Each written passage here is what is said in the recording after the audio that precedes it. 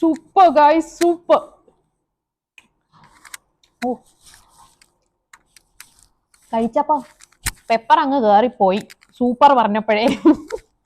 പുതിയൊരു വീഡിയോയിലേക്ക് എല്ലാവർക്കും സ്വാഗതം. അപ്പൊ ഗൈസ്, ഇന്ന് എന്റെ വീഡിയോ എന്ന് പറയുന്നത് ഒരു കുക്കിംഗ് വീഡിയോ ആണ്.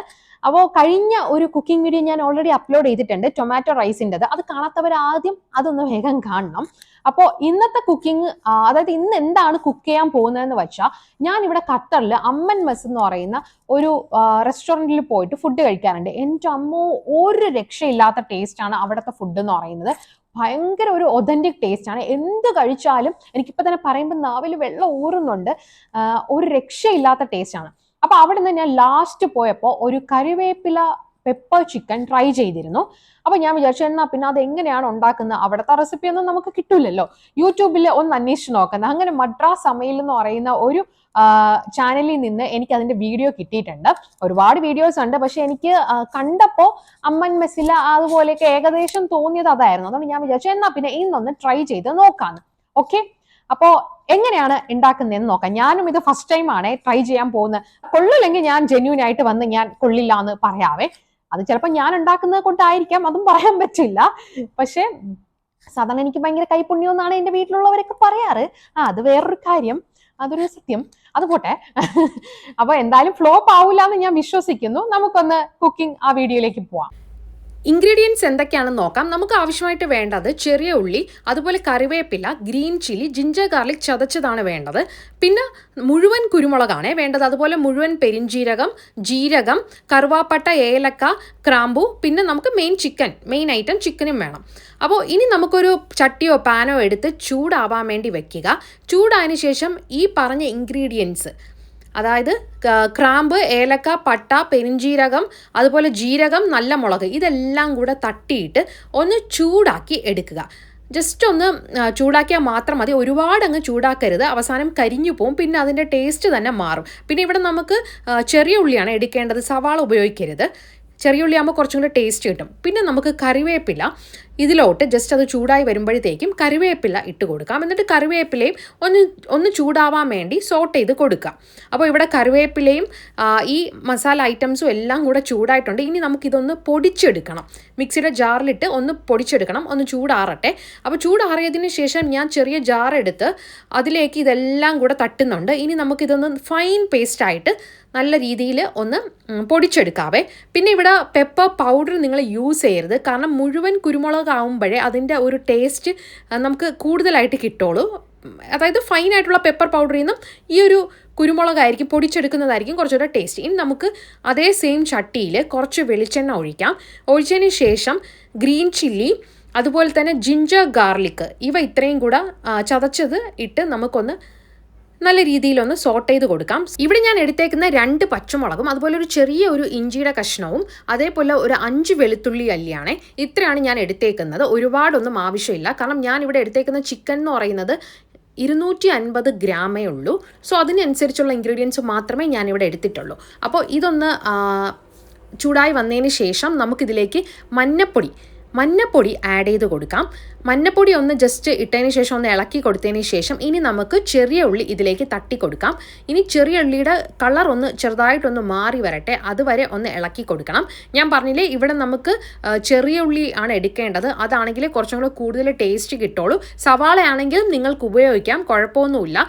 ചെറിയ ഉള്ളി എടുക്കുന്ന സമയത്ത് ഒന്ന് ചെറുതായിട്ട് കട്ട് ചെയ്ത് ഇതുപോലെ ഇട്ട് കൊടുത്ത് വേണം ചെറിയ ഉള്ളി എടുക്കാൻ വേണ്ടിയിട്ട്, അല്ലാണ്ട് മുഴുവനായിട്ട് ഇടാതിരിക്കുക, എങ്കിൽ മാത്രമേ കുറച്ചുകൂടെ ടേസ്റ്റ് വരുള്ളൂ. ഇനി നമുക്ക് ഉപ്പ് ഇതിലേക്കൊന്ന് ആഡ് ചെയ്ത് കൊടുക്കാം. ഉപ്പിട്ടതിന് ശേഷം നല്ല രീതിയിൽ ഒന്ന് ഇളക്കി കൊടുക്കുക. ഇളക്കി കൊടുത്തതിന് ശേഷം ഇനി നമുക്ക് കുറച്ച് ഫ്രഷ് ആയിട്ടുള്ള കറിവേപ്പില, നേരത്തെ നമ്മൾ ഓൾറെഡി മസാലയിൽ അരച്ച് ചേർത്തതാണ്, അതല്ലാണ്ട് സെപ്പറേറ്റ് നമ്മൾ കറിവേപ്പില ആദ്യമേ എടുത്ത് മാറ്റി വെക്കുക. അത് കുറച്ചും കൂടെ നമുക്ക് ആ ഒരു ടേസ്റ്റ് വരും കേട്ടോ. കുറച്ചും കൂടെ ടേസ്റ്റ് വരാനാണ് ഇങ്ങനെ മുഴുവനായിട്ടുള്ള കറിവേപ്പില വീണ്ടും ഇടുന്നത്. ആ കറിവേപ്പില ഇട്ടതിന് ശേഷം ഇനി നമുക്ക് നമ്മൾ മിക്സിയിൽ അടിച്ച് വച്ചേക്കുന്ന മസാല അതെല്ലാം കൂടെ ഇട്ട് കൊടുത്ത് നല്ല രീതിയിൽ ഇളക്കിയിട്ട് കുറച്ച് മല്ലിപ്പൊടിയും കൂടെ ഇട്ട് കൊടുക്കണം. അതിനുശേഷം നമുക്ക് ചിക്കൻ ആഡ് ചെയ്ത് കൊടുക്കാം. അപ്പോൾ ചിക്കൻ ഇട്ടതിന് ശേഷം ഇനി ഈ മസാലയൊക്കെ ചിക്കനിൽ നല്ല രീതിയിൽ പിടിക്കണം. അതിന് വേണ്ടി നല്ല രീതിയിലൊന്ന് ഇളക്കി കൊടുത്തോളൂ. മൊത്തം മസാലയും ചിക്കനിൽ പിടിക്കട്ടെ. പിന്നെ വെള്ളമൊന്നും ആരും ആഡ് ചെയ്യരുത്. നമുക്ക് ലോ ഫ്ലെയിം ആക്കി വെച്ച് ഈ ഒരു ചട്ടിയിൽ വെച്ച് തന്നെ നമുക്ക് ഈ ചിക്കൻ കുക്ക് ചെയ്തെടുക്കണം. പിന്നെ ചെറിയ ചെറിയ കഷ്ണങ്ങളായതുകൊണ്ട് പെട്ടെന്ന് തന്നെ വെന്ത് വരും. അതൊന്നും പേടിക്കേണ്ട ആവശ്യമില്ല. അപ്പോൾ ടെൻഷൻ അടിക്കണ്ടല്ലോ. ഇനി നല്ല രീതിയിൽ ഞാൻ ഇതെല്ലാം മസാല പിടിക്കാൻ വേണ്ടി ഇളക്കി ലോ ഫ്ലെയിമിലാക്കി വെച്ചിട്ടുണ്ട്. ചിക്കൻ ഒന്ന് കുക്കാവട്ടെ. സോ ഗൈസ്, നമ്മുടെ കറിവേപ്പില പെപ്പർ ചിക്കൻ ഇവിടെ റെഡി ആവുന്നുണ്ട്. ചിക്കൻ ഒന്ന് കുക്കായി വരണമല്ലോ.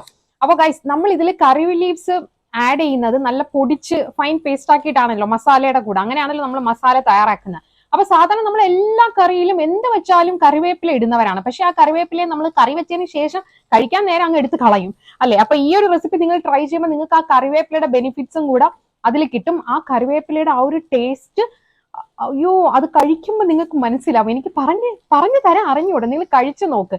അപ്പൊ ഞാനാണെങ്കിൽ ഇതിന്റെ മസാല ഒന്ന് ട്രൈ ചെയ്ത് നോക്കി. എന്താ ഒരു രക്ഷയില്ലാത്ത ടേസ്റ്റ് ആണ് ഗൈസ്. അപ്പൊ മൊത്തം ഒന്ന് കുക്ക് ചെയ്തിട്ട് ഞാൻ കാണിക്കാം. അങ്ങനെ നമ്മുടെ കറിവേപ്പില പെപ്പർ ചിക്കൻ ഇവിടെ റെഡി ആയിട്ടുണ്ട്. നല്ല ഫ്ലേവർഫുൾ ആയിട്ടുള്ള ഒരു ചിക്കൻ റെസിപ്പിയാണ്. ഞാനിതൊരു പ്ലേറ്റിലോട്ട്, ചെറിയൊരു പ്ലേറ്റിലോട്ട് മാറ്റുന്നുണ്ട്. എന്താണ് ഇനി നമ്മുടെ ഈ കറിവേപ്പില ചിക്കൻ്റെ ഫൈനൽ ഔട്ട്പുട്ട് എന്ന് ഞാനിപ്പോൾ എല്ലാം കൂടെ പ്ലേറ്റിലോട്ട് മാറ്റിയതിന് ശേഷം കാണിച്ചു തരാം.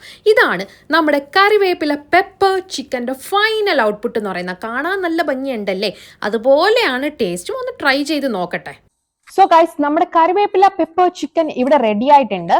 അപ്പൊ ഞാൻ ഓൾറെഡി എടുത്തു വെച്ചിട്ടുണ്ട്. ഇനി ഞാൻ ഇതൊന്ന് ടേസ്റ്റ് ചെയ്യാൻ വേണ്ടി പോവുകയാണേ. കണ്ടല്ലോ അല്ലേ നിങ്ങൾ, ഇതാ ടേസ്റ്റ് ചെയ്ത് നോക്കാം.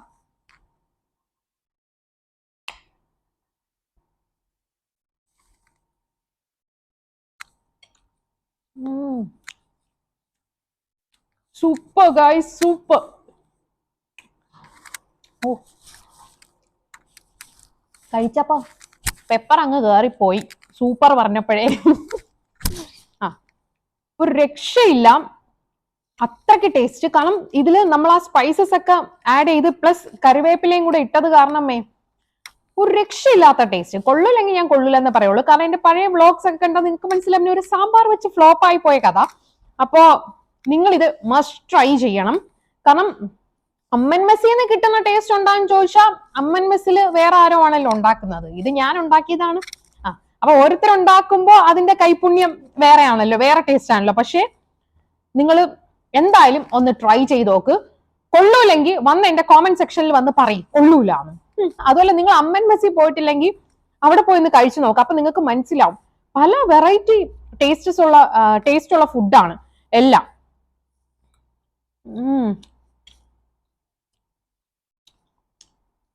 സൂപ്പർ. ചിക്കനൊക്കെ പെർഫെക്റ്റ് കുക്ക് ആയിട്ടുണ്ട്. സോ ഗൈസ്, അപ്പൊ എല്ലാരും കറിവേപ്പില പെപ്പർ ചിക്കനൊക്കെ ഒന്ന് ട്രൈ ചെയ്ത് നോക്ക്. ഞാൻ പുതിയൊരു വീഡിയോ ആയിട്ട് വരാവേ. അപ്പൊ എന്റെ ചാനൽ ആദ്യമായിട്ടാണ് നിങ്ങൾ കാണണമെങ്കിൽ സബ്സ്ക്രൈബ് ചെയ്യാൻ മറക്കണ്ട. അതുപോലെ തന്നെ ഈ ഒരു വീഡിയോ നിങ്ങൾക്ക് ഇഷ്ടപ്പെട്ട ലൈക്ക് ചെയ്യണം.